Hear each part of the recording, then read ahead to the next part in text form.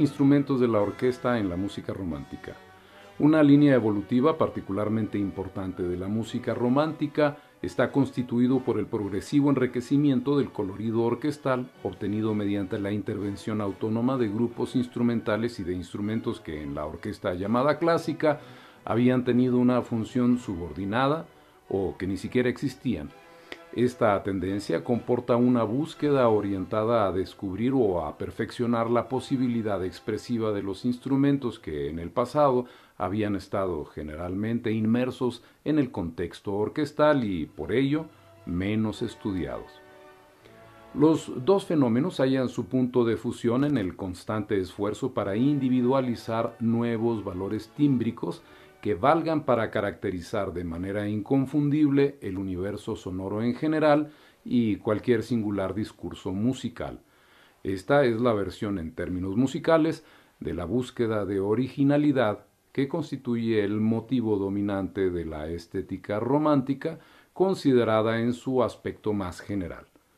No se trata sencillamente de crear nuevas melodías, ni siquiera de modificar la gramática y la sintaxis musical, sino de reinventar la música desde sus cimientos. La orquesta llamada clásica, es decir, la orquesta de Haydn y de Mozart y en gran parte la de Beethoven sinfónico, está fundada en la supremacía expresiva del complejo de la cuerda, que en su disposición primeros y segundos violines, violas, violonchelos y contrabajos reproduce la del coro, sopranos, contraltos, tenores y bajos. El complejo de los instrumentos de viento-madera, dos flautas, dos oboes, dos clarinetes y dos fagotes, y vientos metal, dos trompetas y dos trombas, y la percusión, timbales, tienen una función subordinada. Los trombones se emplean raramente. Esta orquesta es el fruto de una mentalidad ilustrada que ha puesto un orden racional en la selva de los instrumentos, según un principio de selección y de orden jerárquico. Beethoven encausa el proceso de evolución, siendo el primero en reconocer una posibilidad de intervención autónoma a los instrumentos de viento y al timbal. En el scherzo de la Novena Sinfonía, por ejemplo, el timbal es elemento fundamental y no subsidiario del discurso. Los compositores románticos desarrollan el diálogo entre los diversos grupos de instrumentos, arco, viento, metal, reconociendo en ellos una posición de igualdad, con lo que crean nuevas voces en la orquesta, multiplicando los instrumentos ya existentes o introduciendo otros para poner de relieve el particular valor tímbrico. También el instrumento, en tanto que criatura viviente de la orquesta, está considerado en su individualidad, que tiene que aparecer inconfundible, y a cada individualidad se le reconoce el derecho de manifestarse como tal. A todos los instrumentos se les señala después una función concertante, cuando se les reconoce una auténtica exigencia expresiva. El esfuerzo de los compositores se ve acompañado por el de los fabricantes de instrumentos, entre los cuales merece ser recordado el belga Adolphe Sax, inventor del saxofón, de la saxotromba y de otros instrumentos. Sax era amigo de Berlioz y de Rossini, quienes seguían con interés sus experimentos, de los que hasta cierto punto, y especialmente el primero, obtuvieron inspiración. Se descubre también que el vibrato y el tremolato del trombón tienen el calor de la voz humana. Hallamos un solo de trombón en la Sinfonía Fúnebre y Triunfal de Berlioz. Posteriormente serán famosos los solos de Ravel en el Bolero y en la Hora Española. Anteriormente se le había negado al trombón, no pocas veces, el derecho de aparecer en la orquesta. Ahora se descubre su timbre patéticamente cavernoso. El mérito de haber usado por primera vez el trombón de manera autónoma se debe a Gluck en su Alcestes de 1767. Los románticos prosiguen en una dirección que ya ha sido esporádicamente indicada por sus predecesores, pero característicamente se plantean el problema de una manera global. La tuba, instrumento que pertenece a la familia de los bugles, es empleada por Mendelssohn en la obertura del Sueño de una noche de verano, con sugestivos efectos. Los inventores alemanes Stulcher y Blümel en 1813 y mediante la creación de los primeros pistones logran que la trompeta produzca todos los sonidos de la escala cromática y además una articulación completa del discurso musical. Siguiendo una vez más la huella de Gluck, Beethoven añade a la trompeta el piano y el pianissimo. Extraordinariamente querida de los compositores románticos era la trompa, sin duda por su singularidad tímbrica cargada de significados alusivos.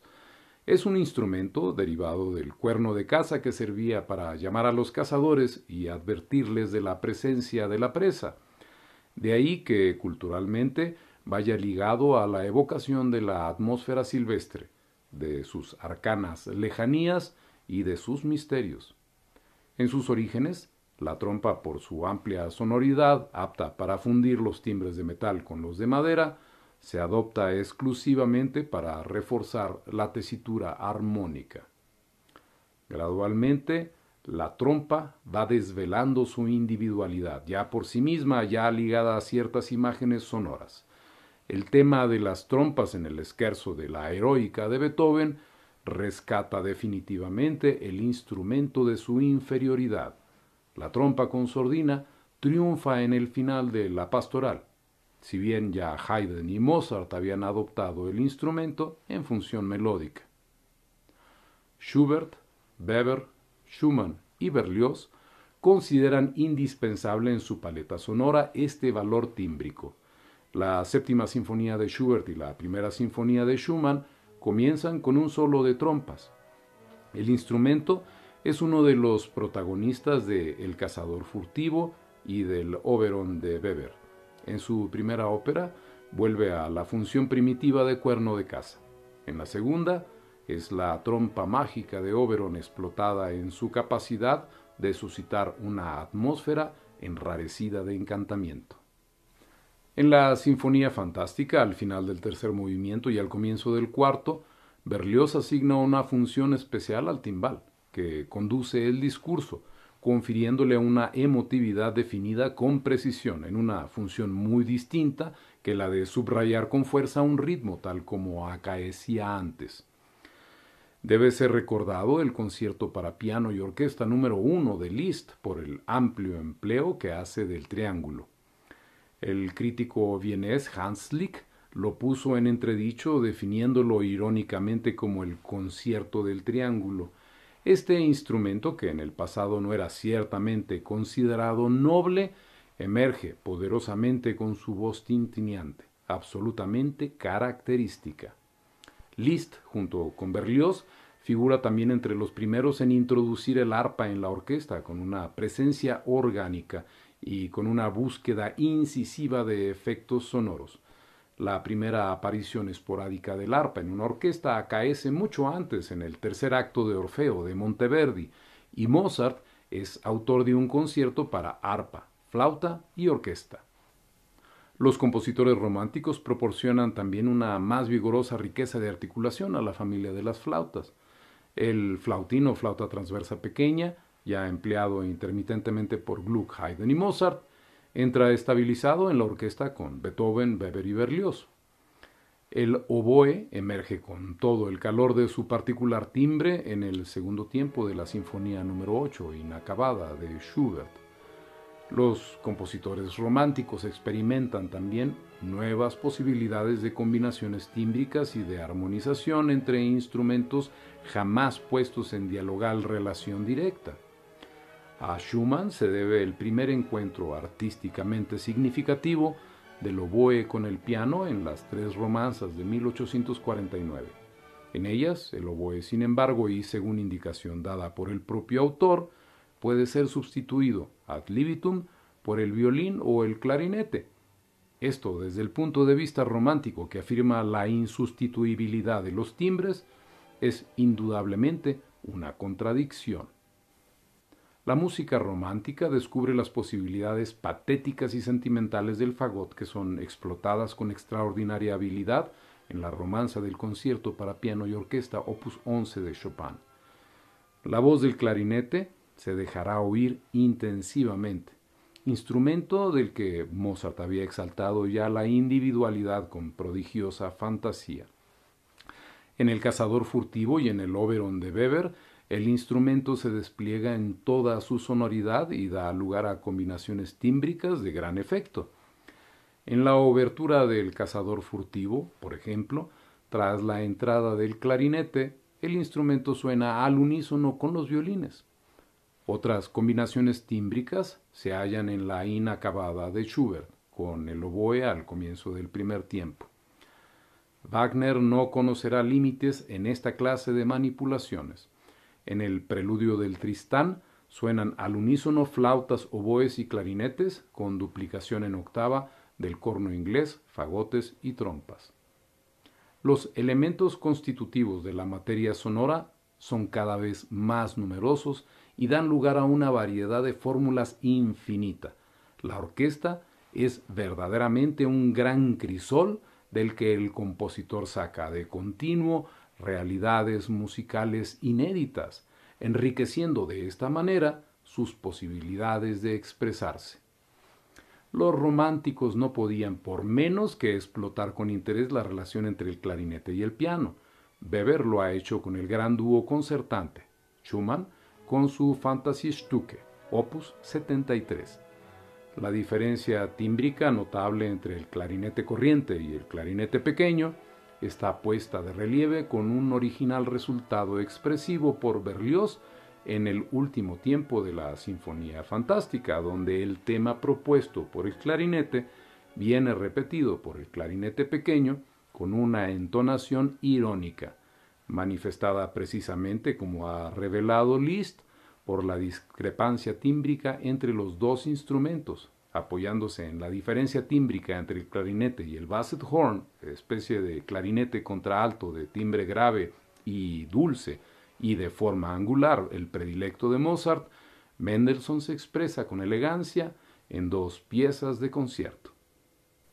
La guitarra es otro instrumento restituido por los compositores románticos a una autonomía expresiva con numerosas composiciones, entre las cuales aparecen como especialmente dignas de mención el divertimento para guitarra y piano de Weber, el cuarteto para flauta, guitarra, viola y violonchelo de Schubert, y los cuartetos para guitarra y arcos y la sonata para violín y guitarra de Paganini.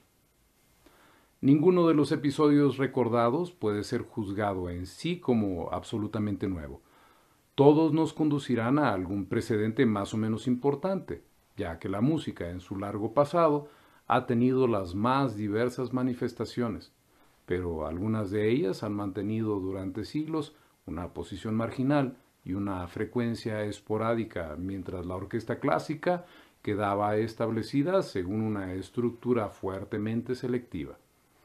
En la época romántica se verifica una ruptura y un trastrueque, el progresivo enriquecimiento de las voces de la orquesta y la paralela búsqueda de la peculiaridad tímbrica de cada instrumento y, conjuntamente, de sus posibles combinaciones, constituyen en su evidente sustancia dos tendencias fundamentales de la música.